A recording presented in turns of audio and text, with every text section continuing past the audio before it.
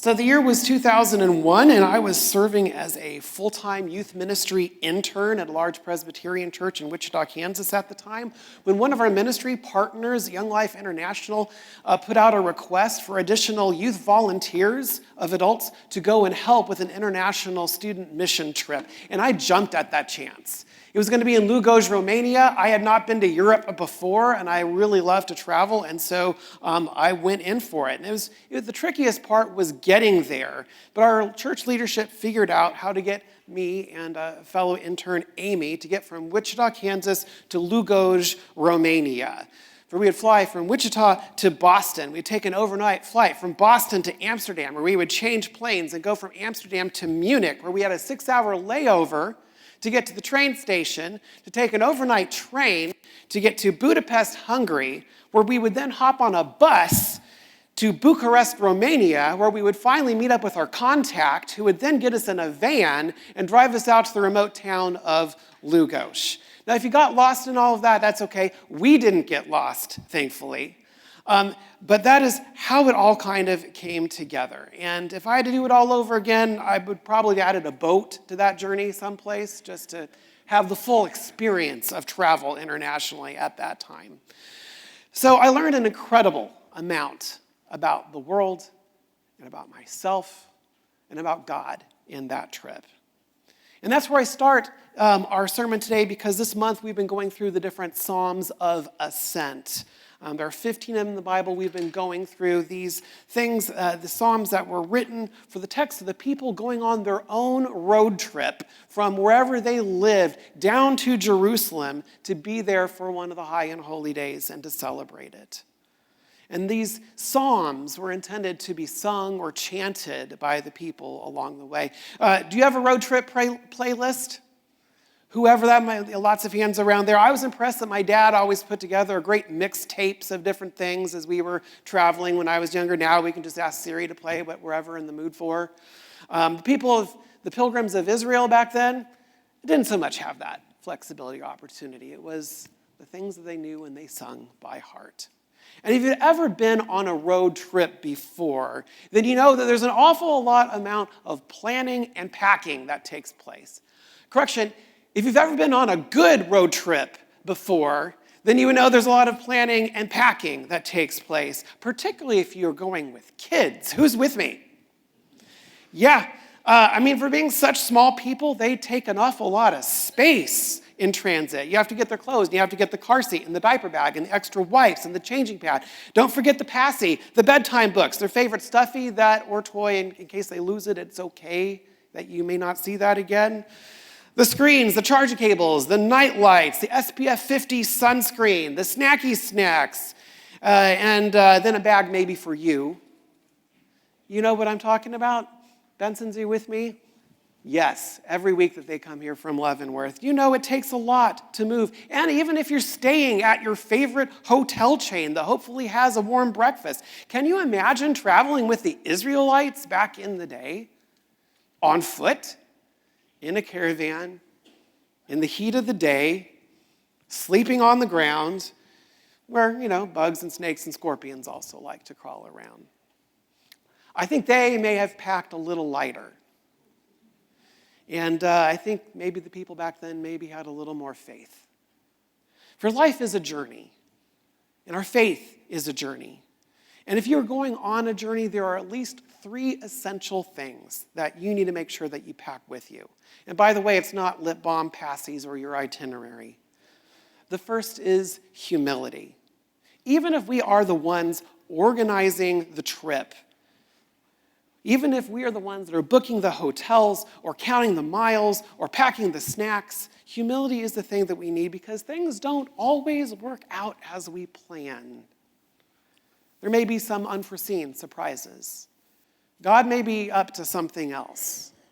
When I was headed to Lugoj and I was preparing, I had my passport. I went to the bank to get currency because they used more currency back then than just swiping things.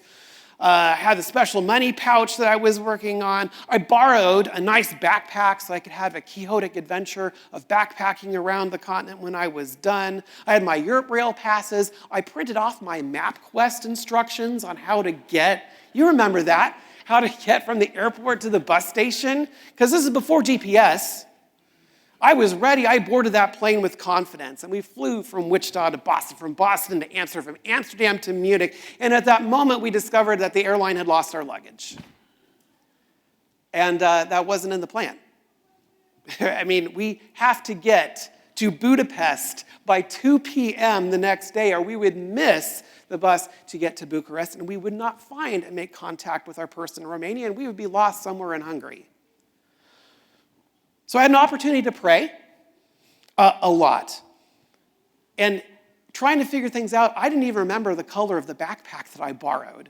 And the form to submit, my name wasn't on the backpack itself because I borrowed it, and the form was in, like, what is it, Dutch people, their language? Holland-ish. Forgive me, people. Dutch. It was in that. I could not fill that out either. So that is when I prayed that we'd get out of the mess that we were in. And it was an opportunity perhaps for me to reframe in the midst, at the beginning of this trip, that I wasn't in charge.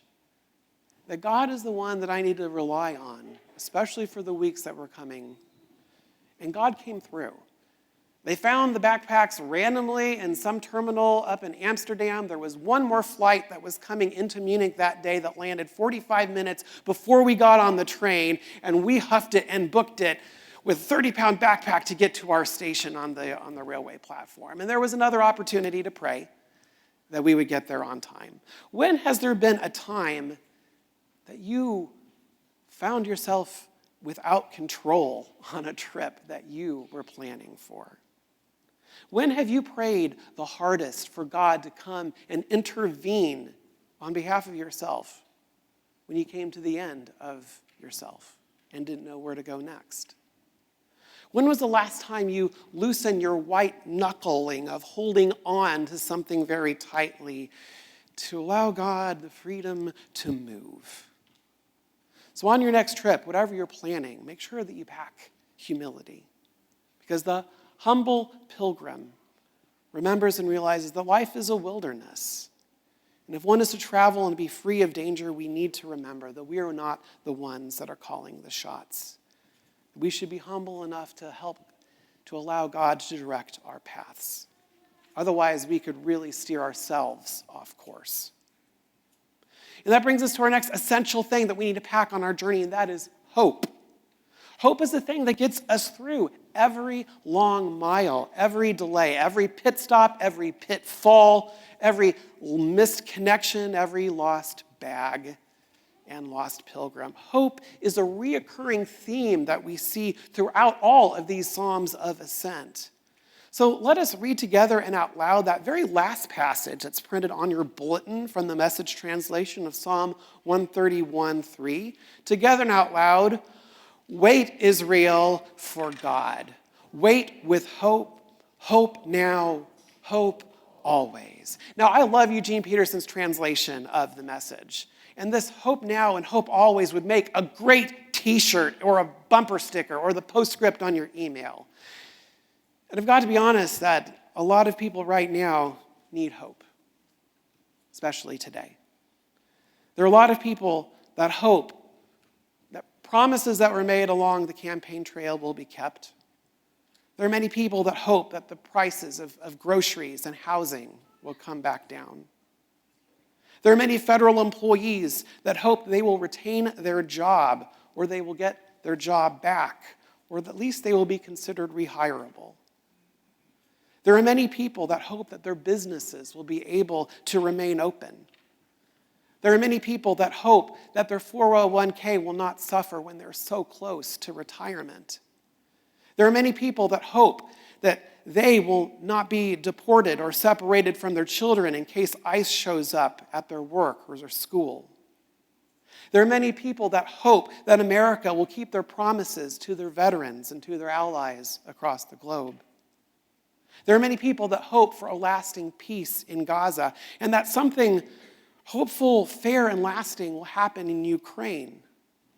There are many people that will hope that the Constitution will be upheld and that the rights of all citizens will be protected and preserved. And whatever side of the political aisle you're on, What do you find yourself hoping for? And who do you put your hope in? As much as I love the Message's translation of the t-shirt bumper sticker, "Hope now, hope always" message, I think Eugene Peterson may have missed a critical part of the translation of this verse. For most of the Bible translations, say the Hebrew name for God and say, "O Israel, hope in the Lord." Hope in God, the God of Israel, of the Bible. Hope not in any political change or politician or any election or any ruling from the Supreme Court. Our hope is always and should always be in God, whose love encircles all of the nations of the earth. Don't put your hope in anything less than that. And don't miss this. For many times throughout the Bible, there is a short verse like this one, where the word for hope is used. It's yeshal. And it carries with it the sense of looking forward to something or the arrival of some occurrence. Some translators will just say, wait on the Lord. For there is this connection in this word, yeshal, of hope, trust, and faith, all linked together. We do a lot of waiting in our culture. And waiting is tied into all of this. We do a lot of waiting, depending upon if we're in line or at the DMV. And I'd like to share with you a couple of statistics of a 2017 Timex survey that I found. I'm not going to go through all of them, but a couple that caught my attention. The average American waits 32 minutes when they see the doctor. Annually, we spend 38 hours each year waiting in traffic. Over a lifetime, human beings spend approximately 6 months of their lives waiting in line for something else, and 43 days on hold with an automated customer service agency. What are you waiting for in your life? Perhaps we should add another statistic to this of the number of collective minutes that congregations wait for the pastor to be done with the sermon. How much time do we spend waiting for God to do something to fix the problems of the world? And even though technically the Almighty is beyond our sense of time as we understand it, do you ever think that God may be waiting on us to do something to fix the problems of the world? The psalmist uses Yechal multiple times in all of the 15 Songs of Ascent. And every time it's not this passive waiting. It's not a, let me check my phone while I wait for the queue to shrink. It's not a, let me shoot a few emails while I'm waiting on hold. Or it's not a reading magazines in the doctor's office or watching YouTube while you're at the DMV. This is an intentional, hopeful waiting of expectation. And we should go through life on our journey with bated breath and hopeful anticipation that we will arrive and that God will come through. Like taking a road trip with the kids, have you ever played that game where you set a timer to see how long it takes them to ask the very relevant and important question, are we there yet? Another fun game is to count how many times they ask you that before you get to where you are going. And they can't help it. They are excited or they're tired of traveling, whichever it might be. But just consider for a moment that maybe on this journey of faith that we are all on, that we should live with hopeful expectation of arrival. God said he would bring his kingdom here. Are we there yet? No. Through the incarnation, Jesus came to share his message of redemption to all people. Are we there yet? No. And after the resurrection, he established his church to be the messengers of faith, to bring the message of salvation to all people of the earth. Are we there yet? No. But we're on our way. And unlike the road trip with the kids, there's things that we can do, not just to keep us from being bored, but there's things that we can do to expedite our arrival. What things might I be talking about? Just read the New Testament. Jesus gives us quite a litany of things that we can do in our life to extend the reach of God's love to other people and to all ends of the earth. And we can do that today. Over and over again, both the New Testament and the Old Testament beseech us and give us commandments to care for the poor, the widow, the orphan, the infirmed, the captive, and the immigrant. The author of the book of Hebrews 13:2 says, "Do not neglect to show hospitality to strangers, for by doing some have entertained angels without knowing it." Just consider that for a moment. Any act of love, of kindness, of grace bestowed upon people we don't know may be a blessing to us, to the stranger, and to heaven itself. God help us if we detain and deport angels without proper trial or due process without knowing it. People of God, be an agent of change and hope in the world. Finally, the pilgrim must pack perseverance. Psalm 129, 1-2 says, check it out, this Psalm of Ascent in your scripture on the front of your bulletin. It says, "They've kicked me around ever since I was young." This is how Israel tells it. "They've kicked me around ever since I was young, but they never could keep me down." And am I the only one who hears the chorus of that song Tub Thumping in the background from 1997? I get knocked down, but I get up again. Ain't never gonna get me down. I get knocked. Yes, you're with me, I can tell. And to be fair to Eugene Peterson, the Message translation of the New Testament came out 4 years before Chumbawamba rose to the top of the charts. So I wonder, Chris, if Tub Thumping may have actually been inspired by this version of the Message. Though if you pay attention to the lyrics of the rest of the song, that's probably doubtful. The point is that on our journey of faith, we will get knocked down. We will get tripped up. We will be blindsided. And we will be left out of balance, out of breath, out of money, out of time, out of whatever commodity we happen to be lacking at the moment where a crisis may arise, where we feel that we are empty, and we must decide and we must proceed to get back up again and press on with perseverance. And that is something that we all need to take with us wherever we go. The journey cannot be completed by fair weather travelers who give up or turn back at the first sign of trouble or opposition.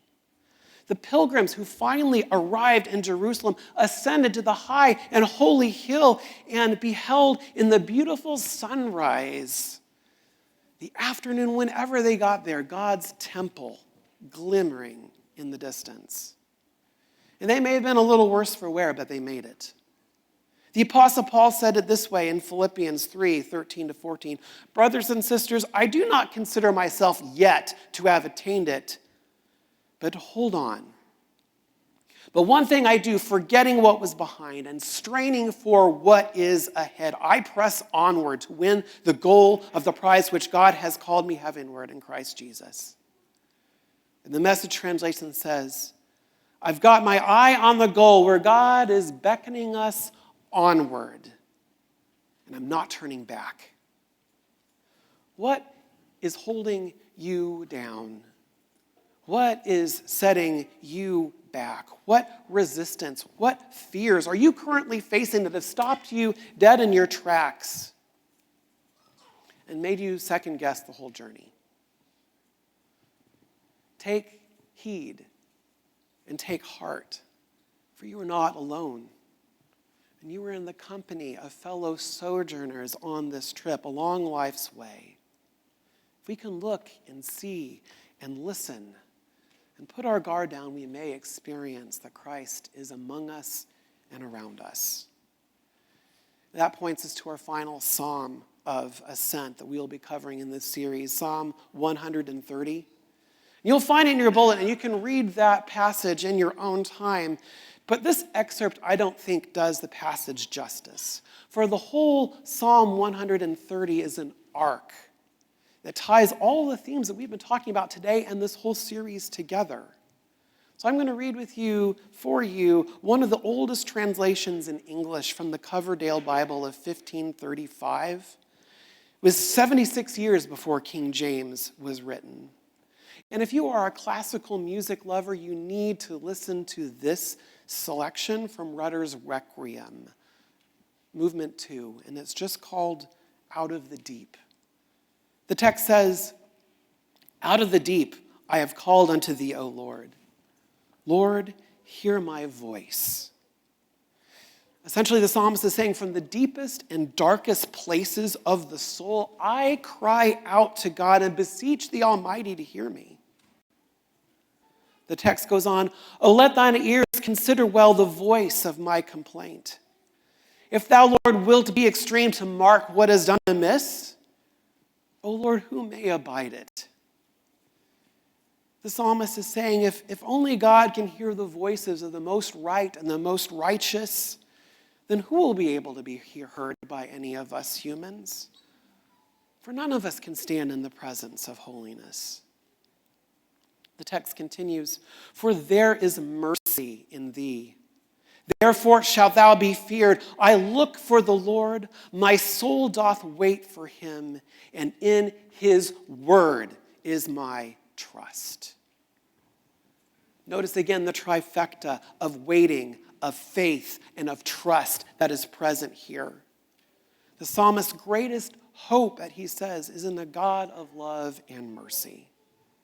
The psalmist continues, "My soul fleeth unto the Lord before the morning watch, I say, before the morning watch. O Israel, trust in the Lord."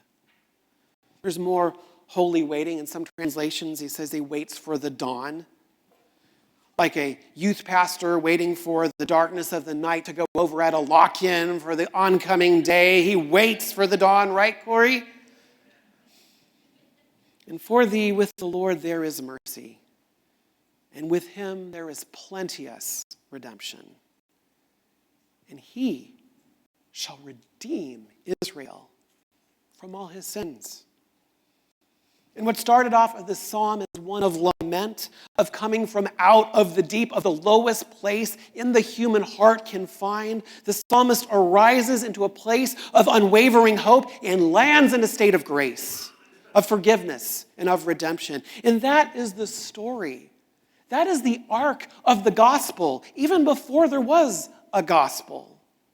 All summed up in this one psalm. And that is our story as people of faith. They lived into the reality of the redeemed. The author discovers that his trust and his waiting was not in vain, and that his faith would save him. So do pack all three of these essentials on your journey of faith: humility, hope, perseverance. For our journey, our own journey out of the deep and being placed where we are forgiven and redeemed, we all need to remember these things. And in fact, that would be my challenge for you for this week, is to carry each of these things each day. Carry with you humility in your heart. Let the other person go first or take the win. That part that's always striving to be first and always striving to be right, that's the false self-talking. That part of us that must always get in the last word or knock others down, it's the false self-talking. And I call it the false self because it is not motivated out of love. It is not grounded ultimately in who God wants us to be or even who we want ourselves to be in the world, our true selves. Hold tightly to the notion that you might be wrong, that I might be wrong, that the other person that we may have a conflict with, they may have a valid point or grievance that's worthy of the respect of listening to them. And this is not modeled well in our culture. Carry with you hope. For there is a lot of darkness and uncertainty in the world around us each day. And there are so many things that are demanding of us the most precious commodity of our life. And that is our attention. Your focus, give that attention to God. Hope now. Hope always and wait on the Lord. With high expectation that God will respond, be open to the idea that you might be the agent of change that God is prompting to get involved. And carry perseverance. You may get knocked down, but you've got to get up again. The greatest temptation for many is to become jaded, to stop caring, or to quit. But don't give up. Don't give in to whatever is trying to keep you down, whatever external source that might be, whether it's the daily news or whether it's your own internal sense of anxiety or depression or lack of faith.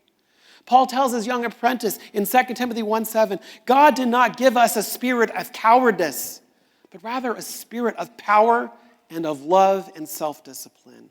Live into the life of the redeemed and share that with everyone.